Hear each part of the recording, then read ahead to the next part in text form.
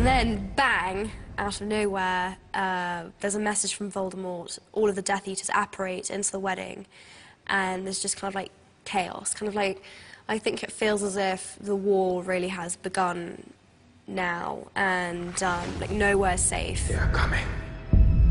They are coming. Obviously, Hermione, Harry, and Ron have to get out of there. As Voldemort's presence and dominance is growing, Malfoy Manor becomes the heartbeat of his operations. Home to Harry's nemesis Draco and his once powerful family, who have suffered a dramatic fall from grace.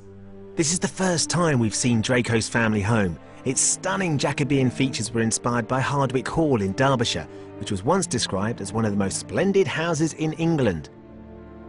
And who would guess that much of this panelling and detail was actually made from foam?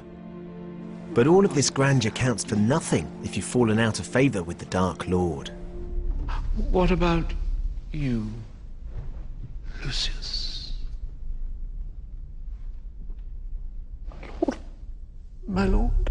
I start off so full of hope, Lucius. You know, Voldemort has chosen my house to be his headquarters, and it's just having the king in your own house is a ringing endorsement. I require your wand. Within about 2 seconds, it all turns completely pear-shaped when he takes my wand off me. You don't take a wand off a wizard in public. It's just not appropriate. And then he snaps it, and I think he's going to kill me, and it all just turns into my worst nightmare and goes downhill from there. And that very public fall from grace is horrific for the Malfoys and for... It's emasculating for me, and it's what it is the moment where it becomes clear to me that he does not see a place for me in the future, in this new world that he's going to create if he wins. Let's talk about Voldemort and what his plans are. What's he been up to and what's he trying to get out? He's up to his old tricks again, Ben. I hate to say it, but he hasn't turned around. He's still pursuing the art of darkness. Well, much the same, obviously. He's obsessed with getting rid of the young wizard Harry. As inspiring as I find your bloodlust, Bellatrix, I must be the one to kill Harry Potter. It's going to be interesting. There's a few scenes, again, that I don't want to say too much, but it has had me close to believing that this is actually a real thing. He murders some people in some very, very gruesome ways. Yeah, I don't even know the right words for it. If I am to kill him, I must do it with another's wand. It's a strange time, certainly for myself, because I'm not used to seeing all these things out in the public, and lots of very undesirables roaming around my house. I don't pick generally the prettiest people to play Death Eaters. No offence to any of them who are out there. They're gorgeous in real life, but they make them wear all sorts of teeth. And so, yeah, it's a little daunting, even for Tom the actor, let alone Draco, the young boy. The first scene he's in is terrifying, which actually takes place on this set. Is really, really scary. I mean, I came down to watch a bit of the filming. I left quite quickly because it was taking a long time, but the bit I saw was really scary. Yeah, no, it'll be good for people to see what people have been running, what all these characters have been running from for so many years. I have seen your heart, and it is mine. Harry, Ron and Hermione are hiding out here in Grimmauld Place, the former HQ to the Order of the Phoenix, once owned by Sirius Black, Harry's godfather, and now belonging to Harry himself. And it's here that they're reunited with Kreacher, the rather curmudgeonly house elf, who is very upset to find he's now in Harry's service, and as such is charged with a very important mission. He is tasked with finding the whereabouts of a Horcrux disguised as a locket. This scene also sees the return of the much-loved Dobby. They look so realistic, these house elves, that it's hard to believe they don't actually exist. But at the heart of these state-of-the-art CGI creatures is a very human element. It was very important that we had actors to play Dobby and Kreacher. You've been spying on us, have you? We asked them to come along during all of the filming, so when the whole scene was shot, so that David could work very closely with them, and we could kind of develop the personalities and characteristics of the house elves in each scene, which felt quite important to actually know how the other actors are going to interact with them. Even though obviously they're not the right size, having them there to actually give a performance was really important. So we filmed a rehearsal with each of them on camera, so we had reference of where they were. And then we had body doubles to play the house elves, basically, so that there were eye lines available on the set. Not of the correct height or proportions, but small enough to give all of the other actors a sense of where they were in space and moving around. We then removed them from the plate and obviously replaced them with the CG creature and CG Dobby. Master Weasley, so good to see you again. Wicked trainers. Dobby and Creature reveal that the locket is now in the possession of Dolores Umbridge, their former teacher and arch-enemy, who is now working as Senior Undersecretary at the Ministry of Magic. The question is, how do they get to it? After the break, we're going inside the Ministry of Magic. And, get this, for the first time ever, we're going to be allowed to show you how they make the flying sequences, and I'm going to get to have a go. See you in a bit. We've come behind the scenes of Harry Potter and the Deathly Hallows Part 1, where Harry, Ron and Hermione are searching for Horcruxes, objects that will help them destroy the evil Lord Voldemort. One of them is in the possession of their old enemy, Dolores Umbridge, here at the heavily guarded Ministry of Magic. So, Dolores Umbridge has the locket that Harry, Ron and Hermione must steal, which is a bit of a nightmare, really, because she's working at the Ministry of Magic, which, of course, is crawling with Death Eaters. So, they need to find a cheeky way in, because they can't go in the usual routes, and they certainly can't go in as themselves. We take Polyjuice Potion to become other people. We become 3 other people that we don't know really anything about, but we know they work in the Ministry. A little bit of Polyjuice Potion and a sneaky back door is what they need. Fortunately, there's a very convenient entrance in a very unusual place.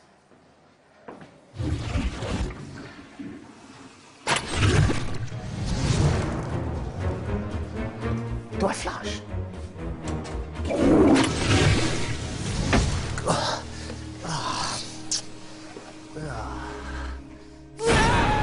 You may remember that the last time we saw the Ministry of Magic in Harry Potter and the Order of the Phoenix, it was blown to smithereens. For this film, the set was painstakingly rebuilt to exactly the same specification, with one exception: this statue, which reflects the dark times in which this film is set. The design of the statue was influenced by several historical sculptures, particularly from Soviet Russia and pre-war Germany, and shows the oppression of the Muggles, or non-wizarding folk. That's you and me, in other words. There are around 50 of these figures, and each took 2 weeks to handcraft. They were all made by one man. There's 3 characters who work in the Ministry that we've never seen before, necessarily. Yep. Suddenly, you guys are impersonating them. Polyjuice, yes. You become them. Yes. So someone was being you, being themselves. Yes. It is odd, because we were sort of then, me, Rupert and Emma have consultancy roles behind the monitor. Do you get a proper seat? I think if I get proper seats anyway, you're getting on a day-to-day level. Let's take the star seats out of it. Do you get, like, consultants to... No, unfortunately, we didn't. I'm definitely angling for an extra credit, though. Even if you're in the know, all this polyjuicing stuff is quite tricky to get your head around. Got it! That's Ron! Yes!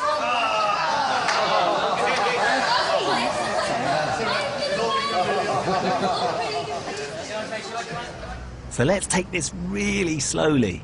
So there's this little character called Mafalda, who's a really little secretary, and she's the one that Hermione gets in. So really, I'm a sort of flamboyant costume. So essentially, right now, you are channeling... I'm channeling, yeah. Hermione... So it's Hermione being you... No, it's you being Hermione being you. Yeah, no, it's me being Mafalda, then being Mafalda's body with Hermione in. It's really straightforward. Yeah, I'm trying not to think about it too much. David, you are Dan, you are Harry, you are... I can't quite... I'm getting lost in who's who. You're not the only one. I'm playing Albert Runcon, and Dan takes his body over and pretends to be him in order to get into the Ministry of Magic. You're actually impersonating Dan being Harry, but as yourself. Yes. Is that kind of what you're breaking it down to the essence of? I'm impersonating. Could you just say that again? You're being Dan, who's Harry, being you. Dan, who's Harry, being me. Correct. So is but it... I'm being my character being Dan, who's playing Harry, who's playing Runcon, who's playing you. Right. Did you get that? No. And in terms of that as a challenge for an actor, Oh, gosh, it's complicated to explain who I am. I'm actually Ron Weasley, as in I am Ron Weasley, but Ron Weasley for my sequences looks like this. That's bloody disgusting. We've had Rupert Grint down, sometimes running through the scenes before I do it, and I get to watch him and then watch him on camera as well, see what he does, and just try and do it like, well, a bit like Rupert would do it, but also how I interpret Ron as doing it. There's just something about the way he moves. It's quite low. I think that's kind of youth, really. You know, he's quite. I'm more kind of up here and trying to stand straight, yes. And he's got that low centre of gravity, and he moves his shoulders kind of quite solidly. And he does a lot of looking up like that. That's fascinating. and has he engaged with that? Has he kind of said, this is really eerie, I feel like you're doing me far too well? No, he hasn't. Not at all. He looks a bit oddly at me now. I don't do that. One mustn't tell lies. I actually prefer myself played by this kind of real tough guy. Scottish. David's quite tough and he's Scottish. You're right, he's carrying that off, but he stupefies in a very dramatic way. He stupefies in a much more dramatic way. He sounds like he's saying Superfly when he says stupefy, which I enjoy. Stupefy! Deep in the bowels of the ministry are a cluster of courtrooms that are playing host to a witch hunt, or rather a non-witch hunt, because the ministry is on a desperate bid to purge society of anyone who isn't pure blood. And what's terrifying about this situation is that evil is now at the heart of everything that was once good. And it is here that Harry, Ron and Hermione find Professor Umbridge wearing the locket that they're seeking. A wand was taken from you upon your arrival at the ministry today, Mrs. Cattermole. Is this that wand?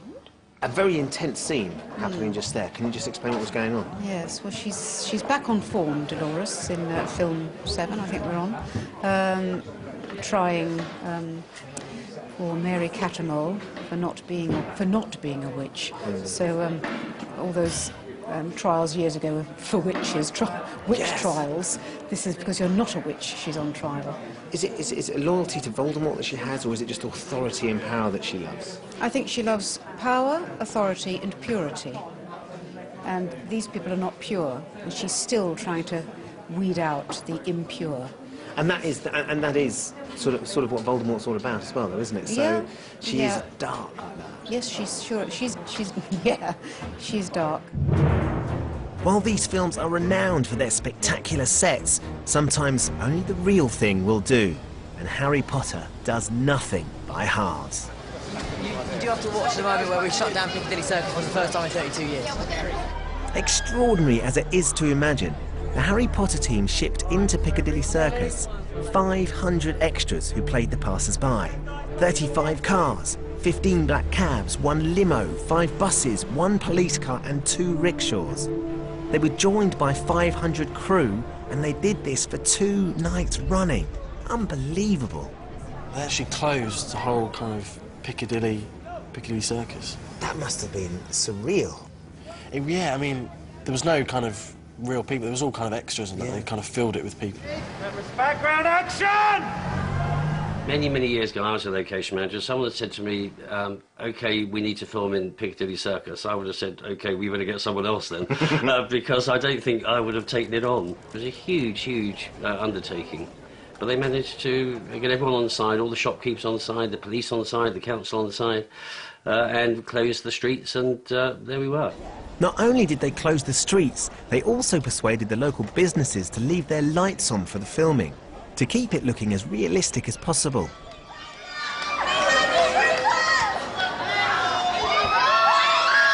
It was really cool, actually, yeah. And they had all these kind of, had their own, like, buses, double-decker buses going through. It was a mad day, yeah, but it was good. The scene shows Harry, Ron and Hermione apparating into central London as their journey continues. First of all, we stop at a cafe and... Everything starts with a latte. Absolutely. Go. Leave.